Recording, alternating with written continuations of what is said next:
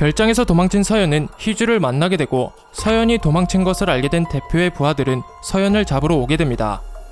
그런데 그때 서연의 위치를 알게 된 임표와 백승재, 그리고 백승재에게 연락을 받은 태우가 그곳에 도착하게 되죠. 그렇게 서연은 희주의 말에 무사히 도망칠 수 있는 듯 했지만 서연을 그냥 보내줄 수 없다는 대표의 부하 때문에 태우와 백승재의 도움을 받아 그곳을 무사히 탈출할 수 있게 됩니다. 그러고 나서 희주는 서연을 공항으로 데려가서 한국에서 잠시 도망치라는 얘기를 하게 되죠. 하지만 돌아온 대답은 절대 도망치지 않겠다는 말이었습니다. 그 후 서연은 돈을 찾기 위해 대표의 회사로 허겁지겁 뛰어가지만 그곳에는 아무도 없었죠.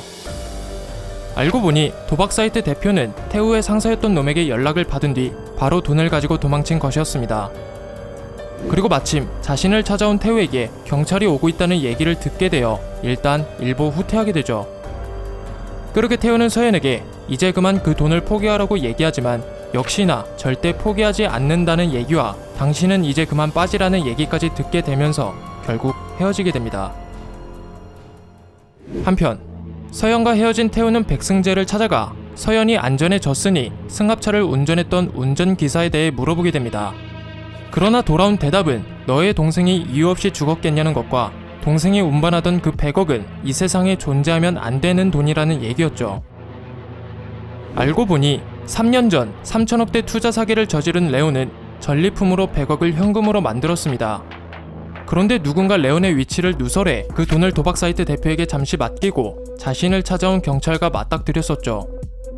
그 후 레온은 경찰에게 잡힐 수도 있다는 압박감 때문에 한국에서 도망쳐 자신의 위치를 얘기한 놈이 누군지 파헤치다 현금으로 만든 100억의 진짜 비밀을 알게 되어 귀국하지 못하고 있었던 것이었습니다.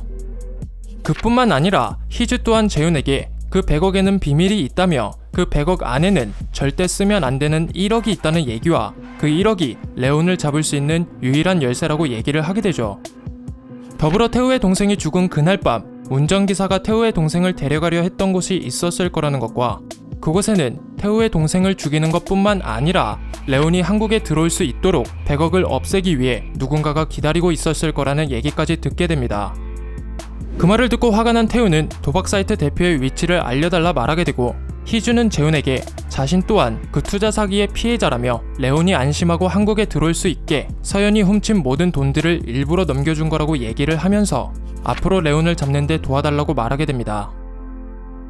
그렇게 태우는 백승재가 알려준 도박 사이트 대표가 있는 곳으로 나이트클럽 사장과 함께 향하게 되죠. 그러나 대표는 이미 다른 장소로 도망친 상태였습니다. 그래서 동료였던 경찰에게 태우의 동생이 타고 있던 차량 내비게이션 좀 구해달라고 부탁을 하게 되죠. 다음날 대표의 심부름을 받은 상무는 잠시 사무실로 돌아가게 됩니다. 그런데 그때 임표와 서연이 찾아와 상무의 비밀들이 숨겨져 있는 USB를 보여주며 돈이 지금 어디 있냐고 협박을 하게 되죠. 알고 보니 어젯밤 태우의 집에 몰래 들어간 임표는 거기에 있던 USB를 챙겼던 것이었고 그 후 태우와 헤어지고 나서 집으로 돌아온 서연과 만난 것이었습니다. 갑자기 서연이 집으로 돌아온 이유는 자신과 같이 돈에 목숨 건 사람은 임표밖에 없었기 때문이었죠. 그래서 서연과 임표는 잠시 손을 잡고 상무를 찾아간 것이었습니다. 그러나 상무는 자신도 그 돈이 어디 있는지 모른다고 얘기하지만 돈을 찾으면 바로 연락을 준다는 거래를 하게 되면서 USB를 건네받게 되죠. 그리고 몇 시간 후 상무는 재훈을 만나게 되고 얼마 후 희주와도 만나게 됩니다. 왜냐하면 도박 사이트 대표를 배신하고 자신들과 손을 잡은 뒤 레온에 대해 파헤치자는 얘기를 하기 위해서였죠. 한편 상무에게 건네준 USB에 도청 장치를 설치했던 임표는 서연과 함께 상무가 재훈을 만났다는 것을 듣고 깜짝 놀라게 됩니다. 하지만 수신이 좋지 않아 희주도 만났다는 것을 듣지 못하게 되죠. 그리고 집에 돌아온 서연과 임표는 상무가 왜 재훈을 만났는지 생각하던 그때 임표는 문득 무엇을 떠올리게 됩니다. 바로 서연을 구출하러 가서 몰래 빠져나와 도박 사이트 대표 회사로 갔을 때 희주의 신탁자금, 서연의 돈, 재훈의 돈을 가지고 도망가는 것을 목격한 것이었죠.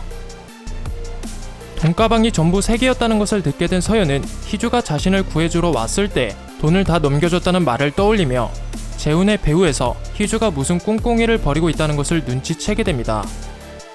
그래서 서연은 희주를 찾아가 다 알고 왔다며 자신의 돈가방이 어디 있냐 물어보게 되고 그 시각 백승재는 레온의 비서에게 도박 사이트 대표를 죽이라는 명령과 왜 아직 이 남자를 죽이지 않았냐는 말을 듣게 되죠.